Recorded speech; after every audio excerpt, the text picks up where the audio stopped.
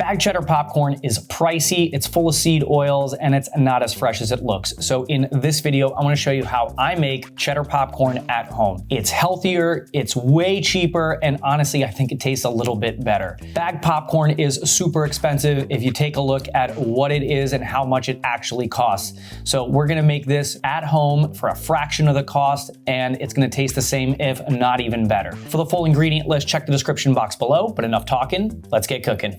The easiest, fastest, and best way to pop the popcorn is gonna be in this air popper. This is probably one of the best $20 that we ever spent at the discount department store. We use this thing all the time. It's got plenty of usage. You throw the popcorn in, you turn it on, you forget it. When you hear the sounds of the popcorn popping, you come back to watch it, and it just fills up the bowl. It finishes, you shut it off, you dump it out. You barely have to clean it. It's really easy.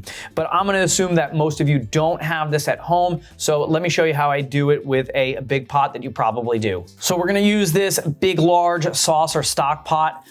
It's got a tight fitting lid on it, and it's got a nice thick bottom. The lid's gonna help trap the heat inside, and the thick bottom's gonna make sure that the popcorn doesn't burn. If you're using a pot that's got a thin bottom, you're gonna have to shake it pretty often to make sure that the popcorn doesn't burn. When you got the nice thick bottom, it disperses the heat a little bit better. It's way less likely to burn.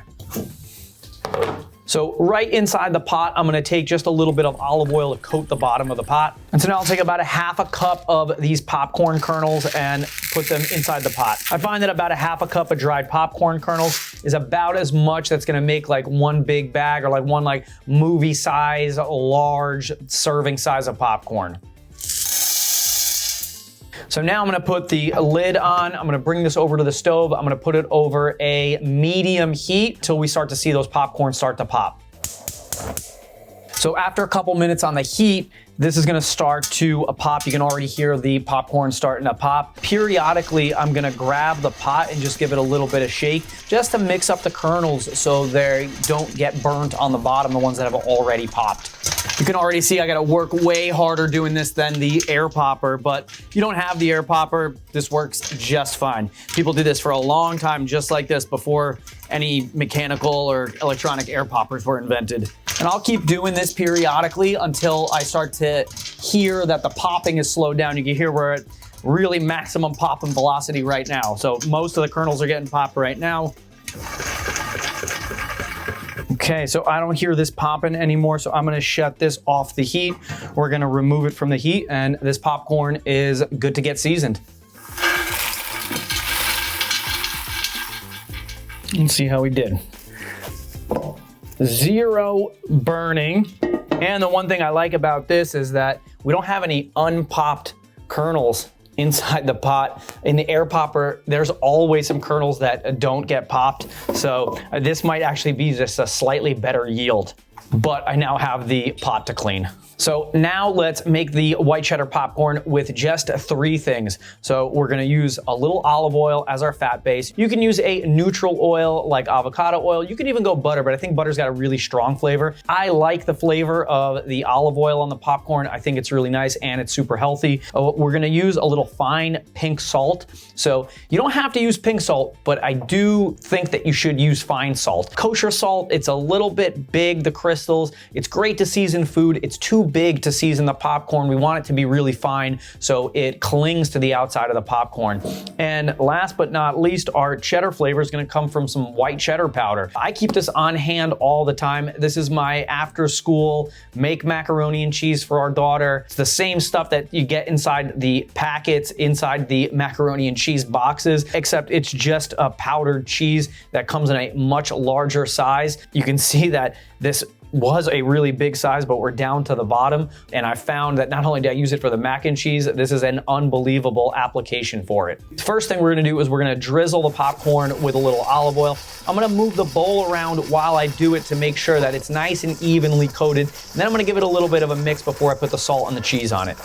So now the powdered cheese. The powdered cheese, it absorbs moisture really well. It gets a little clumpy inside the container. So we're gonna use our little metal sieve, and I'll put a couple tablespoons right inside there, and I do it right over the bowl so whatever falls out just goes right inside there. And you can see that this is just white cheddar that's been dehydrated and turned into a powder.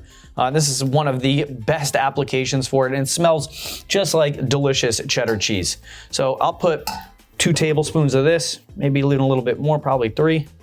And I'll just tap this on top to make sure that it doesn't get clumpy. And like popcorn is known as like being junk food, but when you make it like this, is it really junk food? It's not made in a factory. I'm making it fresh.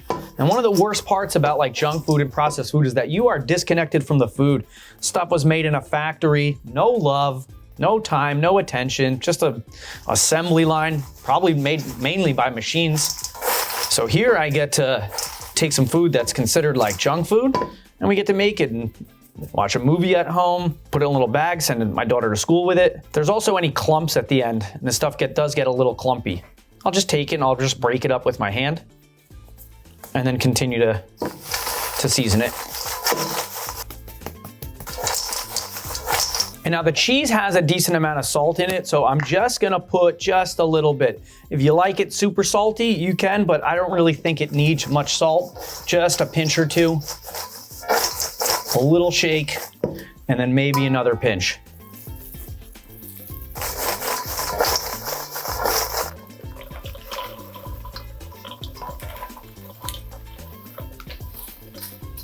The only fair taste test here is to try the bag stuff as a control to see what does this taste like compared to what we made.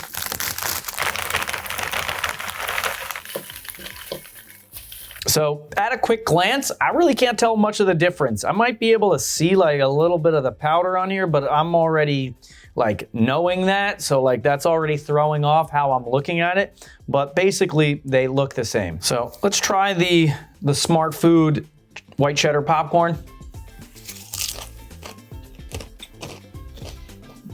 It's popcorn. It's got that nice cheddar flavor.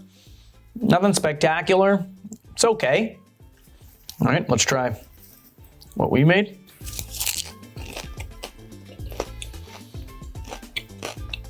I know I made it, but this tastes better. And one of the main reasons it tastes better is this tastes fresher. Who knows when this was made?